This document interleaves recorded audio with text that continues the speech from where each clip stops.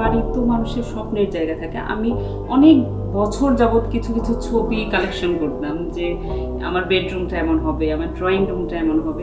তো আমি যেই ছবিটাই কাউসার ভাইকে দেখাইতাম যে কাউসার ভাই এরকম হবে, আচ্ছা ম্যাডাম করে দেওয়া যাবে, সমস্যা নেই। ওনার কাছে সব কিছুরই সলিউশন আছে, যেটাই বলি আচ্ছা করে দেওয়া যাবে, আচ্ছা করে দেওয়া যাবে, ওনার কাছে কোনোটা না। তার সাথে কাজ করে খুবই ভালো লাগছে। টোটাল 2 মাসের আমাদের একটা ইয়ে ছিল যে 2 মাসের মধ্যে কমপ্লিট করবে, সেটাই উনি করছেন। উনি 2 মাসের মধ্যে কমপ্লিট করে গেছেন।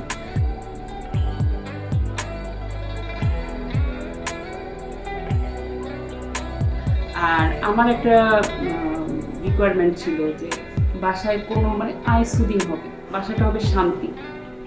আমি চাচ্ছিলাম যে আমার বাসাটা খুব শান্তি শান্তি একটা ভাইব থাকবে সেখানে। মানে বেশি কালার আমরা ইউজ করা পছন্দ করি না, আমি আমার হাজবেন্ড দুজনেই। তো আমি ওনাদেরকে বলছিলাম যে আমাদের সব কিছু একটু সাদার মধ্যে থাকবে, সিলভারের মধ্যে।